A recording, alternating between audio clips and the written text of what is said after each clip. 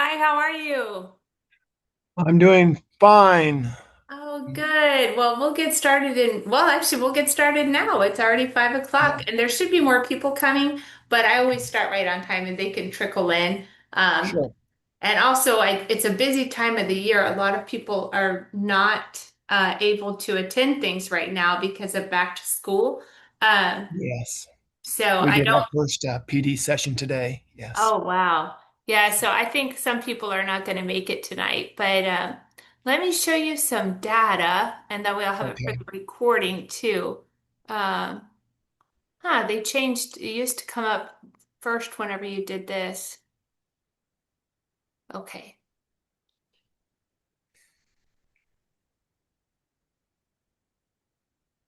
Yeah, they changed this up. This is nice. Okay, so we're going to select LOTE Spanish and the reporting year 2025. Okay. See. Um, this isn't what I'm looking for because this shows an artificially high rate because this Mhm. is what's called finishers, people that are already teaching and that's the only thing they have left to do. This is not first-time test takers because the passing rate is not anywhere close to 78 and 72%. I'm going to try to find the one that's not for finishers because we're not finishers here. Yeah, I Um, know you said it was like 53 to it 56, didn't you? is. Yeah. Let's see. I'd like to find they might have taken that data down. Um, but if not, we'll get started on the tutoring. I have it on other videos, so yeah, they Okay. must have taken it down. That's strange. Mm. But yeah, it's around in the 50%, 52, 54% pass, so almost half of the people don't pass. Um, so that's why I try to tell people don't feel bad if you didn't pass yet, because you're definitely not alone. It's not an easy test. Um, Right. so then I always like to go to the preparation manual and show you what the test actually covers. So you can see instruction and assessment that we're going to touch on tonight is over a third of the test. And Right. oh, whoops, I've got people in the waiting room and I didn't Okay. know it. Okay. Good. Okay, so instruction and assessment is over a third of the test. So over a third of the test is in English. So that's why even people that are from Mexico, Spain, Puerto Rico can take this test and not pass it, right? Their Spanish is perfect, but then they don't know this stuff. Second language learners also have to learn this, and so do heritage speakers. So everybody has to work on this. The part we're talking about tonight, we're only going to talk about the five C's. There's the theories, there's the ACTFL, and there's the five C's. So we don't have time to do everything, but I thought we would touch on the five C's because that's very tricky for people. And the instruction and assessment and multiple choice questions are actually 26.6% of the exam. The other 8% is the lesson plan and the essay in English. So that's where we get these numbers from. So in my course in tutoring, you can see I've got everything you need for pedagogy and for everything else too. So everything on the theories, everything on the assessment and TEKS and ACTFL, and then everything on the five C's. But I like to go straight to the preparation manual to talk about the five C's for this reason. Because if we go right here, this is the free Texas NESI manual. Click on number 8 content pedagogy questions, they're going to show us the same chart that's on your test. So this chart is provided for you. You don't have to memorize it. It's not like the ACTFL where you have to memorize the ACTFL. Um, Here we just can look at this chart and refer to it. But people still miss the questions, even though the chart is available to them Mhm. because they don't understand how to apply it. So we'll look at it, we'll explain it, and then we'll look at some questions and see how to apply this knowledge. Um, so five C's are my favorite questions because we have a cheat sheet available to us, right? So the first standards are on communication, very straightforward. 1.1 is what's called interpersonal communication, having a conversation, providing and obtaining information. It's a two-way communication. So there's a speaker and a listener or a group of speakers and listeners. It's the only form of communication that's two-way. Next, we have interpretive communication 1.2. This is interpreting or understanding what is written and spoken. So what you read and what you hear, you need to be able to understand. That's called interpretive. A lot of people say interpretative, but it's just interpretive. Number 1.3 is presentational communication, giving a presentation or a demonstration. So a little tidbit is when they ask about assessments, if you're assessing all three types of communication, they call that an integrated performance assessment. Okay, so that's communication. Those are pretty clear. But when we get to cultures, when I think of cultures, I think of food, traditions, holidays, religion, way of life, right? But when they talk about cultures, they're talking about the three P's: products, practices, and perspectives. So we need to talk about what this means. And in my course in tutoring, we meet on Sundays now. We used to meet on Wednesdays. Now we meet on Sundays. We talk about this in great detail. But tonight I'm going to give you at least one good example. And then if you join me on Sundays, you'll get even more examples. So students demonstrate an understanding of the relationship between the practices and perspectives of the culture study. So practices are things you do, like you practice a sport, a religion, an instrument, and a perspective is what you believe. So in Spain and Latin America, the perspective, one perspective that they have is that it's important to sit after a meal and talk. They even have a word for it. They call it sobremesa, right? It affects the practice. People stay at restaurants a long time after they eat. It also affects the practice of the waiter. So in America, when we go out to eat, the waiter brings the bill right before you're done eating, right? But in Spain and Latin America, the waiter never brings the bill until you ask for it, much after you're done eating. So see how the belief that sobremesa is important affects the practice of not only the diners, but also the waiters, right? So what we believe is important and really relates to what we do, right? That's a cultural example. 2.2, students demonstrate an understanding of the relationship between the products and perspectives. So products are things that we buy. Perspective is what we believe.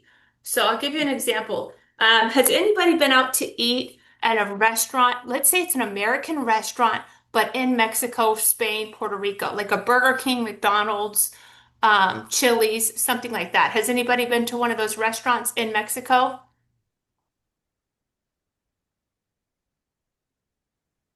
No? Usually somebody has. Well, I have. And what I found notable is that they still have the Big Mac or the Whopper, right? But they have different items that we don't have that are unique to their culture, right? So they have in Spain they have croquetas available at McDonald's, right? So what does that have to do with perspectives and products? So perspective could be your food preferences. It affects the products that are available. I'm trying to see how to turn that off. I think somebody accidentally drew. Let me see if I can turn that off. Huh.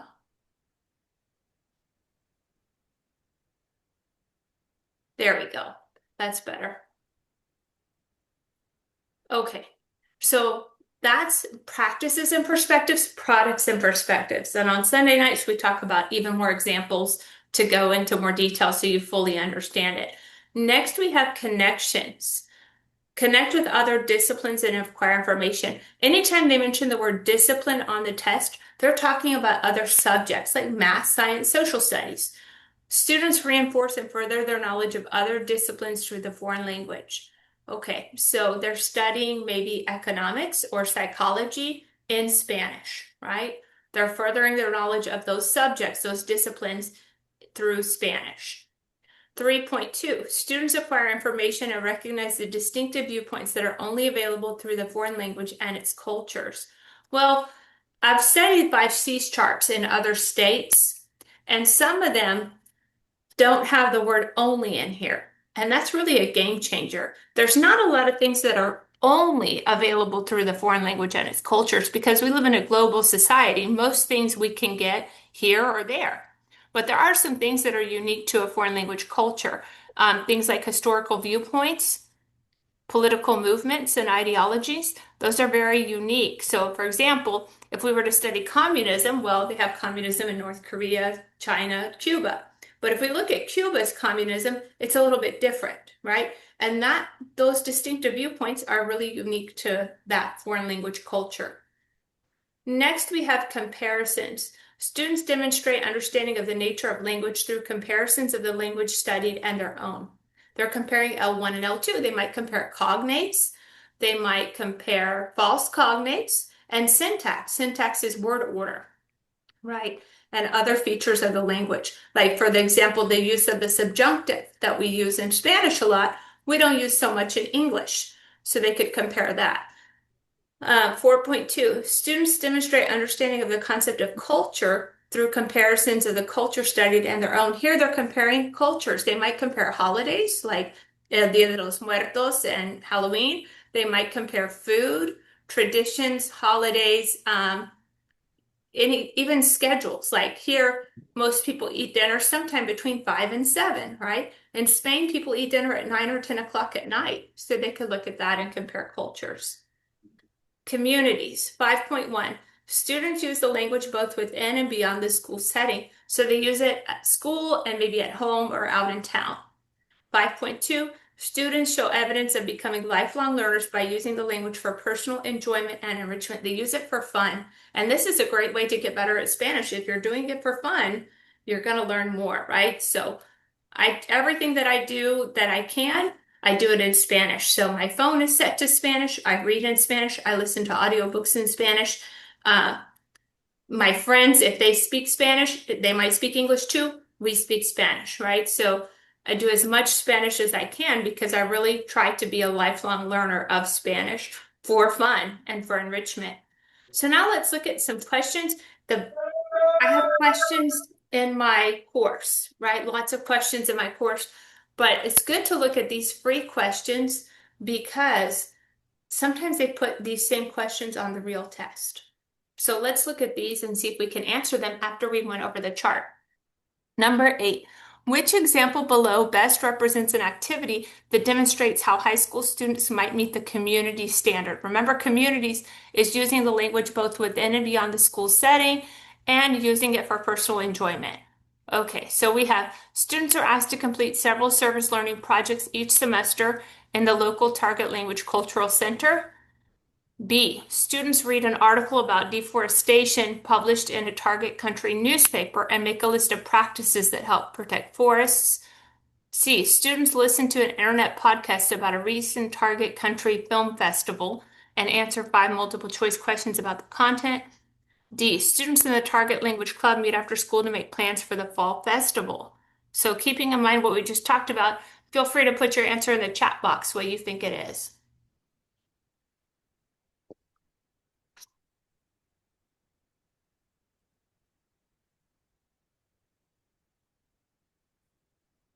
Let's see what we've got here. Got some people answering. So let's look at, they give us the answer here. A is correct because the service learning projects take place outside of school, right? That's good. Okay, and we'll do the next one in just a second. I've got to jot something down real quick.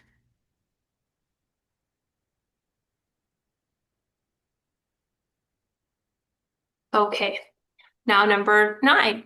During a unit on greetings and leave taking, students role play to introduce themselves to other students and to adults by using appropriate levels of formality. Which supporting standard is addressed through this activity?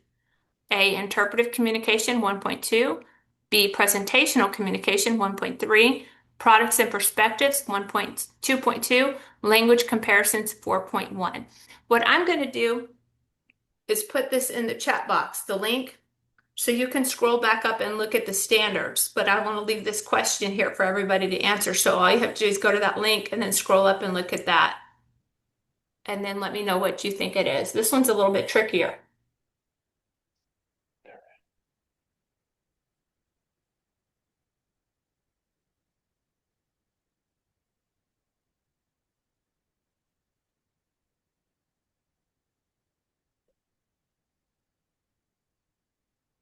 So remember interpretive communication. One second.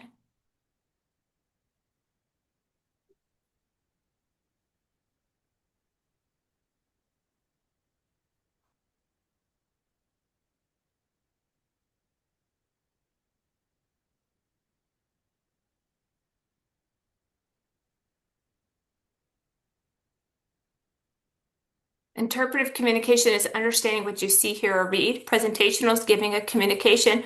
Products and perspectives of cultures is the relationship between what you buy and what you believe. And then comparing languages is D, comparing L1 and L2. So let's look at this one. D is correct because performing the role play and having to decide which register to use leads students to make comparisons between conventions of the target language culture and their own. So register is linguistic register, the level of formality, which is what they were talking about because they said formality. Um, so an example of that is knowing when to use tú and when to use usted. Another example is using formal academic Spanish or using everyday colloquial Spanish that we do here. Like, for example, when we're talking here, we say words like lonche and troca, right? But on the test, you want to say camioneta and almuerzo. You want to use the formal textbook Spanish.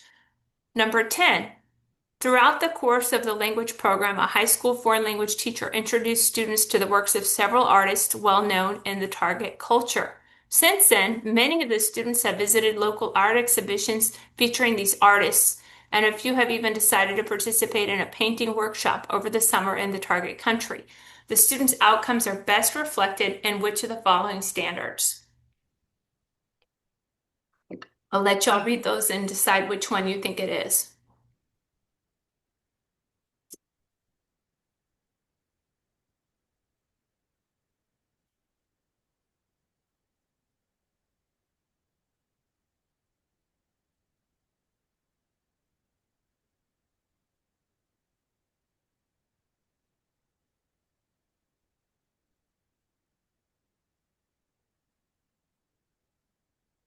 Good. This one is 5.2. They're showing evidence of being lifelong learners if they're choosing to do this in the target country. It shows they're doing it for fun. The teacher of an advanced foreign language class is preparing a lesson on education in the target culture. Which of the following resources would give students the best opportunity to make comparisons between the target culture and their own? So I'll let you guys read those and decide.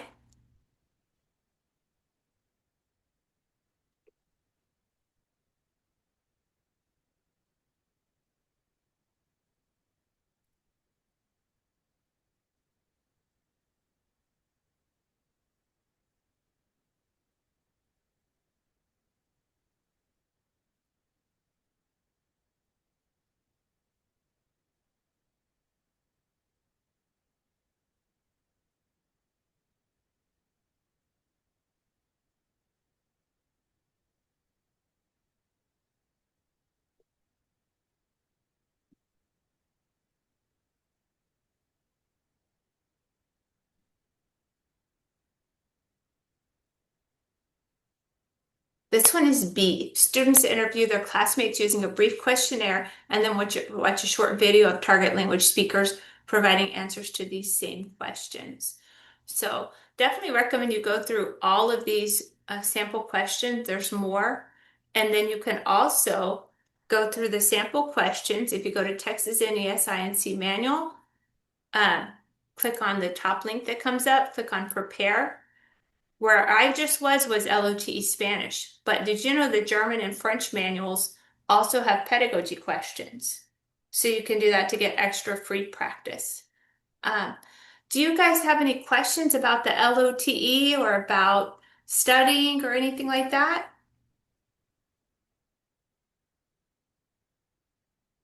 You guys are quiet. About what percent of the, I think you told us maybe this at the beginning, about what percent is knowing the theories like of, I think there are like 6 different linguists or something. Yeah. Is that about what percent is that of You the test? know, what I hear from people, when I took it, it seemed like it was about a third, a third, a third of each, Oh, about the theories, the ACTFL, the 5 Cs. But some people tell me, because there's different versions of the test, some people tell me almost all their questions are 5 Cs, and then other people tell me almost all their questions are theories. So I think it varies according to which version you get. Um, but that's why you got to be ready for everything. So today, all we talked about was 5 Cs, but in my course, we talk about ACTFL and I made a chart that's a one-stop place to learn ACTFL. Otherwise, it's a 20-something page document. So I made a one-page chart and then the theories. Um, I've heard if you buy other programs for LOTE, I haven't bought them, but they have a lot of experts. But there's really only a handful you have to know, like Stephen Krashen, Noam Chomsky, Del Himes, Lev Vygotsky, Larry Selinker, Michael Lewis. So there's really just less than 10 you have to know. Um, Okay. Maybe Tracy Terrell. So it's not that many. So my course is more concise than a lot of other things out there.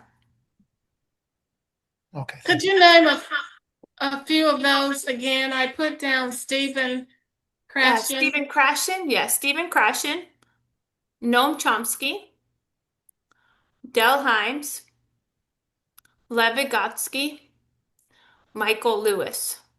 Thank you. You're welcome. So yeah, if you guys want to join me, I have a special offer today only. Um, that if you join today, instead of paying, it's usually $49 a week, but you can get your first week for only $19 to try me out. Then it goes up to 49 after that, right? But you could try it a lot cheaper for 1 week and see if you like it before you commit to paying the regular price. But it has a lot of value. It's got the entire course unlocked, the tutoring on Sundays, and feedback on your assignments that you send me. So you send me writing and speaking assignments, and you can send me multiple, right? The course just has one of each, but you can email me extra. That way you're getting a lot of feedback and you're getting a lot of value, because if you just do one of each, you might not be ready, right? So that's why I ask you to email me extra, but I keep the course manageable with just one of each so the course doesn't look so long and overwhelming that you get overwhelmed. So that way everybody gets at least one assignment, but some people get more. So it's a great way to get ready. And the test is hard. Only about half of the people pass it the first try. So lots of people are retaking this test. It's challenging, but it's doable with the right material and the right preparation. You commit, you study, you can do it. Um, any other questions or comments or concerns? It says it's about 2 hours and 10 minutes altogether. No, it's a 5 hour test. Oh, 5 hours. Okay. Yeah, and it does take almost the whole 5 hours, if not the whole 5 hours. Yes, I think you're the one that took the praxis test. Is that right, Jay? Yes. Yes, Yes. that one's short. I've taken that one too. And that one doesn't have, as you know, it doesn't have the pedagogy, Right.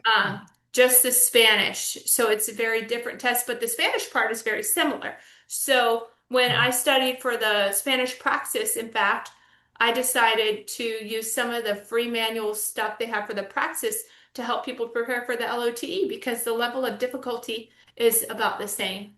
Yes, I agree. Yes, so it's good to use all the free resources you can at your disposal.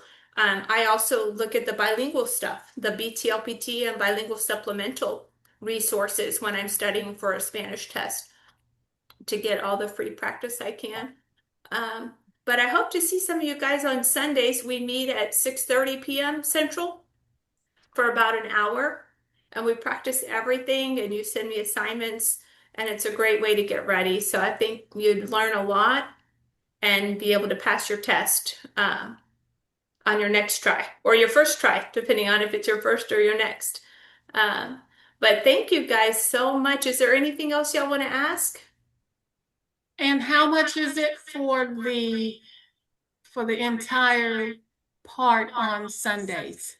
For Sundays, it's $49 a week, but you can try it for 1 week for just $19 and see if you like it. If you sign up today, tomorrow that offer goes away. But if you want to try it for 1 week, you can try it for $19 and see if you like it. And then after that, it'd be 49. You cancel anytime. Uh, oh, and this is wrong. I didn't know this still has my Wednesdays on here, so I'll change that. We meet on Sundays at 6:30, so I'll change that today. And you still think probably the 2 months is for somebody who doesn't have very much experience or maybe not quite sure that you said 8 weeks is probably That's seems kind like of like the from your average, experience. but that's for people that had maybe like a 220 or higher. If you had lower than 220, and I know you didn't take the LOTE, but if you had a big gap, then it would maybe take 3 or 4 months, depending on your starting point. But if you want, you could just start out with 1 week and then send me some assignments And we could see, Mhm. I could tell you how long I think it's going to take based off of your assignments I and see. based off your quizzes. But 2 months is kind of the average. I know that's not good news. 2 months seems like a long time, but I found when people try to rush it, their score goes up, but maybe not enough to get up to 240. But if they stay for 2 months, they're a lot more likely to pass. So it's better than paying another $116 to retest, right? And then you have to wait 30 days Right. to retest. So it's better to put in the time up front. Like they say, an ounce of prevention is worth a pound of cure, right? To put in all the prep work Yes. and the money up front instead of paying. Because I mean, I've worked with people that have failed the test 5 times that didn't want to buy stuff